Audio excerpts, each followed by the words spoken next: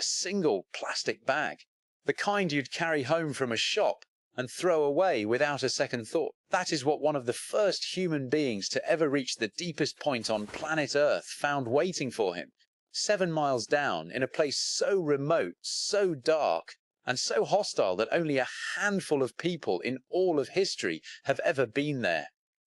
He had traveled to the very bottom of the world, deeper than any diver, deeper than the Titanic, deeper than almost anything you can imagine. And in the beam of his light, at the lowest place there is, he saw our garbage. We are going somewhere today that almost no one ever gets to go. Not the wreck of the Titanic, that's 2.5 miles down, and by the standards of where we're going today, that's barely scratching the surface. We are going nearly 3 times deeper than that. All the way down to the Challenger Deep, at the bottom of the Mariana Trench in the Pacific Ocean, at the deepest known point in all the world's oceans. A place where the pressure could crush a submarine like a paper cup, where no sunlight has ever reached, and where, against every expectation, we found things that no one was prepared for. So today I want to take you on that descent. How deep it really is. And the number will genuinely shock you. What it took for human beings to get there at all. And most of all, what we actually found at the bottom of the world. The impossible life clinging on in the crushing dark. And the one discovery that should stop every single one of us cold before we begin the descent. One quick thing, and I mean it. This channel is all about the deep. Its wrecks, its disasters, its secrets, and the astonishing, hostile world at the bottom of the sea, told properly and carefully. If that's what you're here for, take 1 second right now and hit subscribe. It's free, it's the single biggest thing you can do to help this channel, and it means you'll be here for the rest of these journeys into the dark. So, subscribe, turn on the bell, and let's go all the way down. First, you have to understand just how deep this place is, because the number is almost impossible to hold in your head. The Challenger Deep sits at the southern end of the Mariana Trench, far out in the western Pacific Ocean, near the island of Guam, and its deepest point lies at around 10,900 meters below the surface. That's nearly 11 kilometers straight down.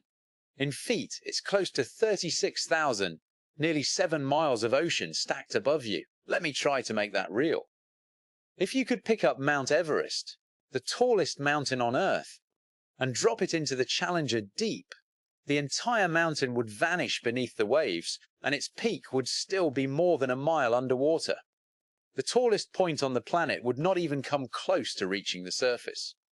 That is how deep this place is. It is, quite literally, the bottom of the world. And remember the Titanic, which this channel talks about so often. The Titanic rests around 3,800 meters down, and we treat that, rightly, as an almost unreachable abyss. The Challenger Deep is nearly 3 times deeper still. If the Titanic's grave is the deep, this place is the deep beneath the deep.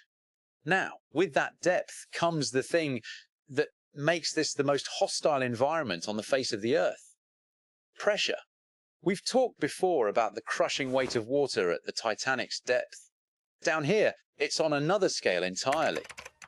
At the bottom of the Challenger Deep, the pressure is over 1,000 atmospheres, roughly 16,000 pounds pressing on every single square inch. That is like balancing dozens of jumbo jets on top of a single human being. Nothing about the human body could survive it, not for a fraction of a second. Any unprotected person would be gone instantly. It is cold, just above freezing. It is in absolute, total darkness, because no ray of sunlight has ever reached down that far in the history of the world. It is by every measure as close to another planet as you can get without leaving Earth. And that is exactly why, for almost all of human history, we had no idea what was down there. We had mapped the surface of the moon in more detail than we had mapped the bottom of our own ocean. The Challenger Deep was a blank space on the map of our own world. A place we knew existed, but had never seen. So how did we finally get there? And who were the few brave and slightly mad people who went? If you're finding this fascinating, and if you want more journeys into the deep like this one, do me a favor and hit subscribe right now. It genuinely keeps this channel alive, and we're only just beginning the descent. The story really starts back in 1875 with a British ship called HMS Challenger, which is where this place gets its name. That expedition, using nothing more than a weighted rope lowered over the side, first discovered that there was an astonishingly deep trench out there in the Pacific. They couldn't go down into it. They could only measure it and be astonished by the number. And for the better part of a century, that's all anyone could do. Know it was there and wonder. Then, in 1960, two men did something that sounds almost unbelievable even now. Jacques Piccard, a Swiss oceanographer, and Don Walsh, a United States Navy officer, climbed into a specialized deep-diving vessel called the Trieste, and they descended all the way to the bottom of the Challenger Deep. It took them hours to sink through the darkness. The pressure outside was building to levels that could crush their craft in an instant. At one point on the way down, a window cracked and the whole vessel shuddered. But they kept going, and they became the first human beings ever to reach the deepest point on planet Earth. Two men in a metal sphere at the bottom of the world. It was one of the great feats of exploration in human history. And remarkably, after them, no human would return to that spot for more than 50 years.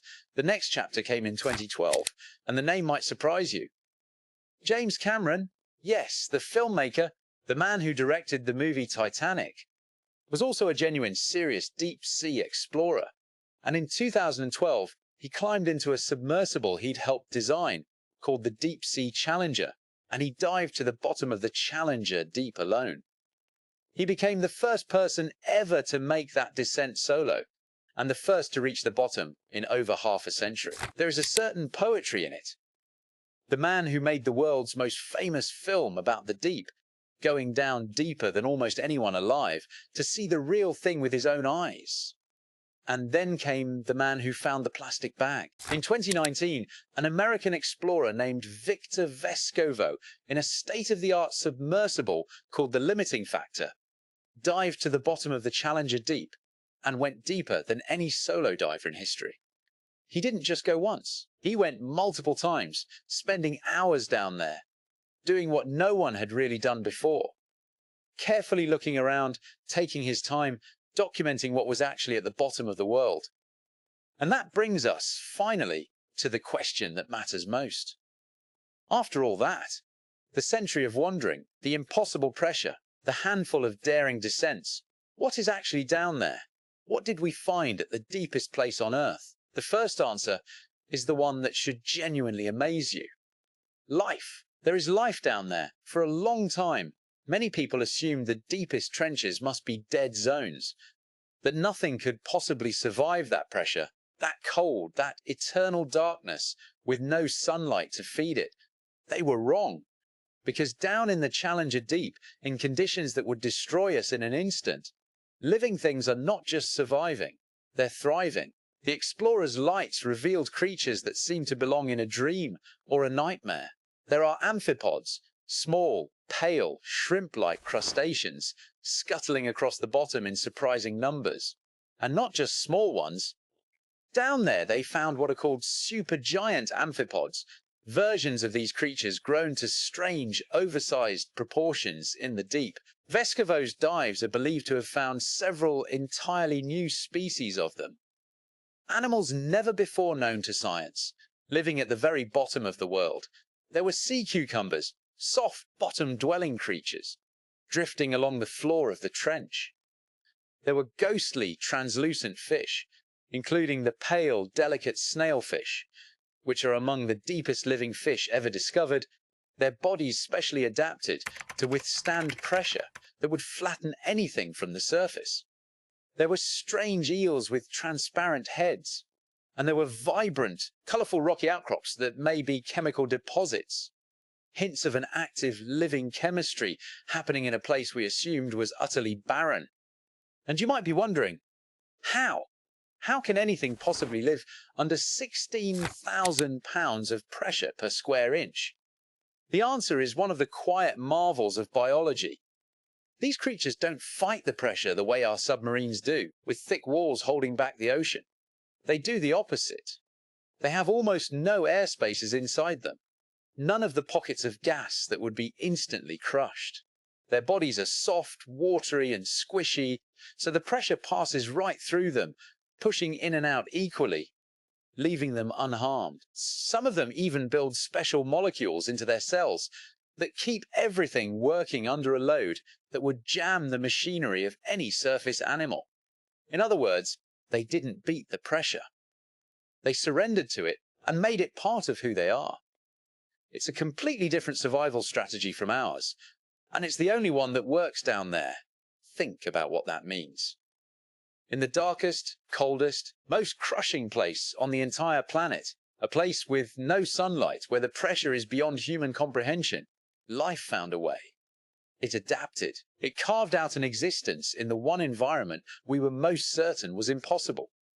And to me, that is one of the most hopeful and astonishing facts about our world, that life is so stubborn, so ingenious, so relentless, that it can take hold even at the bottom of the Challenger Deep. And here's the strangest part of all. With no sunlight, there are no plants down there, nothing growing to feed on. So where does all this life get its energy? Much of it survives on what's called marine snow, a constant, gentle drift of dead material sinking down from the sunlit world far above. Every scrap of food at the bottom of the world is, in a sense, a gift falling from miles overhead. An entire ecosystem, living in the dark, feeding on the leftovers of a world it will never see. If that's amazing you as much as it amazes me, and you haven't subscribed yet, please do it now. It's the single biggest thing that keeps this channel going, and there is more still to come. But there is another discovery down there. And it is not beautiful. It is the one I opened with, and it is the one you can't unsee. Because when Victor Vescovo reached the very bottom of the Challenger Deep, the single deepest point in all the world's oceans, a place almost no human had ever been, he looked out, and among the alien creatures and the untouched dark, he saw a plastic bag and candy wrappers. Ordinary, everyday human trash sitting at the bottom of the world. Sit with that for a moment. This is the most remote, most inaccessible location on the entire planet. It is harder to get to than the surface of the moon in some ways. Fewer people have stood at the bottom of the Challenger Deep than have walked in space, and we still managed to get our garbage there first. Our pollution had reached the deepest point on Earth before we'd even properly explored it. There is no corner of this planet so far away, so hidden, so protected by 7 miles of crushing ocean, that human waste hasn't already found its way down into it. That single image, a plastic bag at the bottom of the world, tells you something profound and a little heartbreaking about our relationship with this planet. We have touched everything, even the places we've never been, even the deepest, darkest point there is.